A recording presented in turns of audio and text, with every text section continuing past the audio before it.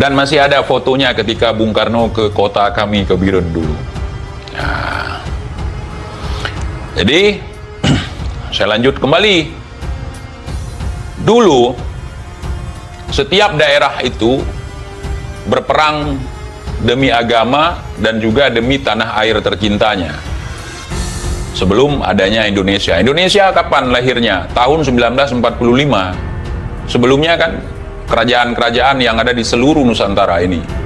Kalau di Kalimantan ada Kutai, kerajaan Kutai. Di mana-mana ada kerajaan dulu. Jadi kita disatukan menjadi Indonesia. Penggabungan antara suku, bangsa, ras.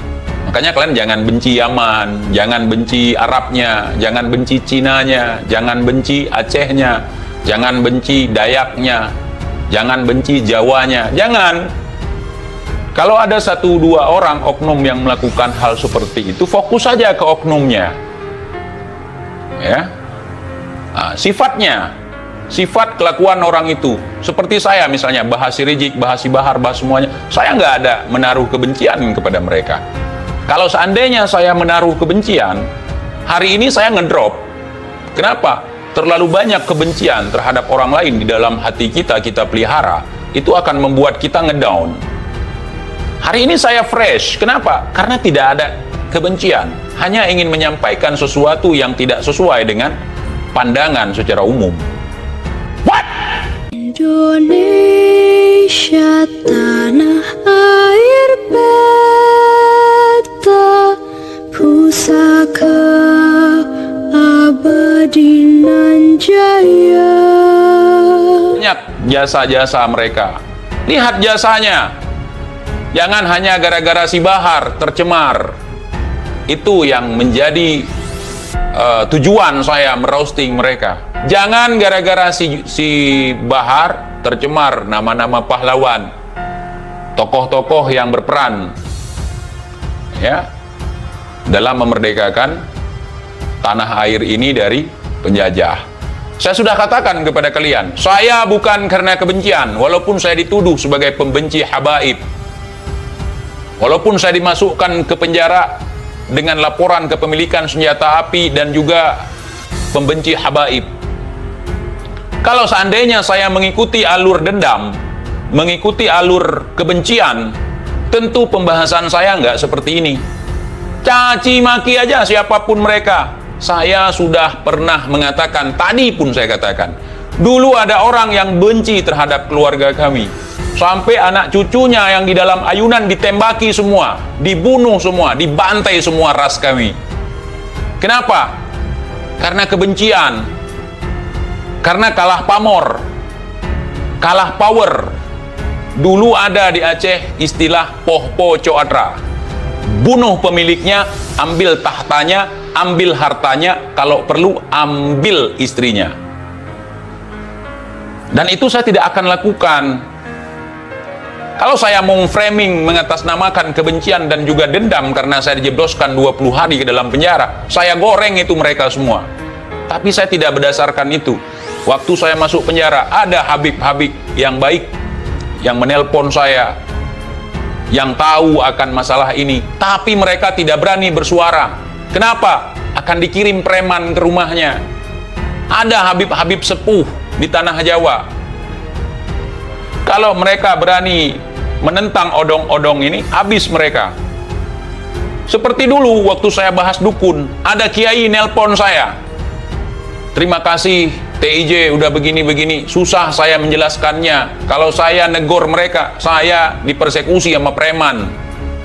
Dulu kan ada grup Samsudin, grup siapa, kalau ada kiai muncul menentang perdukunan mereka, dia akan dipersekusi.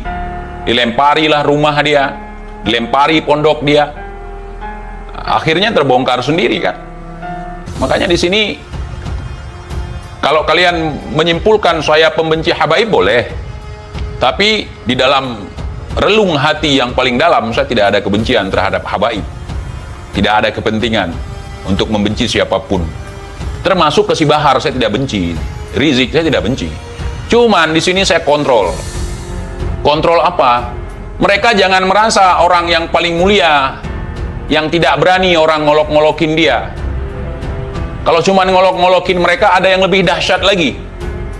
TIJ mengatakan, saya lanjut aja ke pembahasan kita malam ini, yakni Mufti Petamburan atau Sir Rizik, ya, atau Bung Rizik. Saya nggak mau panggil dia Habib, bisa apa? Yang bisa ngeluarin air lewat tangan kanan, bisa ngeluarin emas lewat tangan kiri pun saya pantang kendur. Model seperti itu aja kalian takut, apalagi Dajjal nanti ke depan.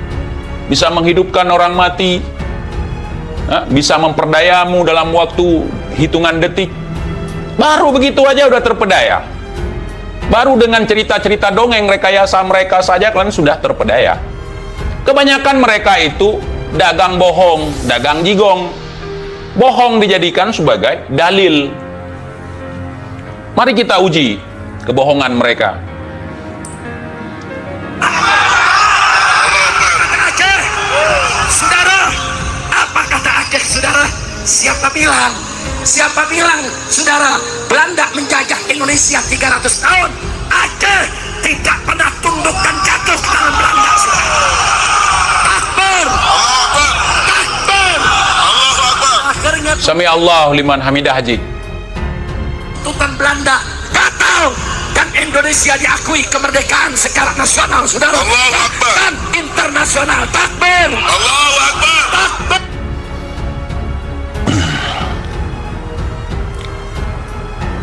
Itu kejadiannya waktu konferensi meja bundar. Ketika Belanda mengklaim bahwa seluruh wilayah yang ada di Nusantara ini sudah berhasil ditaklukkan oleh Belanda, karena Yogyakarta terakhir ditaklukkan oleh Belanda. Kemudian ada salah seorang delegasi dari Aceh tunjuk tangan. Aceh tidak pernah tunduk takluk kepada kalian walaupun rajanya sudah diasingkan ke Pulau Jawa. Tapi masih ada ulama sebagai pemegang tampuk kepemimpinan di masa kesultanan waktu itu. Diakuilah waktu itu kedaulatan Aceh oleh negara-negara Islam. Maka seluruh dunia pun akhirnya mengakui bahwa Aceh masih berdaulat. Dengan kata lain, Indonesia masih berdaulat dengan adanya Aceh. Gitu sejarahnya, saudara. Ya, setahu saya seperti itu. Tahun yang lalu, si Rizik pernah ke Aceh, mulai manggung. Sebagian pengikutnya di sini ya artinya ngebual. Di sini bagi pengikutnya itu merupakan firman ataupun fatwa. Ya bagi saya hanya bulan-bulanan kosong dan madu diolesin. Mau percaya silakan. Kalau saya nggak percaya, apalagi di Aceh. Di Aceh itu sampai Indonesia sudah diproklamirkan kemerdekaannya, itu belum pernah terjajah. Tapi masih dalam perlawanan. Perlawanan sampai mati, jadi nggak sempat dijajah. Dijajah itu artinya kita tunduk dan takluk kepada Belanda, tunduk dan takluk kepada penjajah, ujar TIJ. Allahu Akbar. Begitu merdeka, Indonesia belum punya kapal terbang. Yang pertama kali beli siapa? Aceh. Yang pertama kali beli siapa? Aceh. Yang mau dari kemerdekaan siapa? Dan itu nggak perlu diulang-ulang lah, Jik. Saya tahu leluhur kami itu ikhlas jika menyumbang sesuatu. Tapi pesawat itu sebenarnya bukan disumbang, tapi dihutangin. Bukti hutangnya apa? Ada obligasi. Ada semacam kwitansi. Itu dihutangkan. Ya, ada yang diberi, ada yang dihutangkan. Tapi apakah hari ini hutang itu dituntut? Enggak. Ya sudahlah. Apa yang sudah terjadi di masa lalu, apa yang ini akan menjadi amal jariah daripada leluhur kita, ya sudah. Sekedar sejarah boleh kita kasih tahu. Mungkin banyak juga yang protes, oh nggak gitu TJ, ya nggak masalah. Nggak masalah. Kita nggak akan sakit hati kalau ada yang membantah itu. Indonesia sejak dulu kala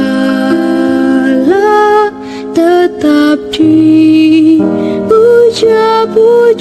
bangsa.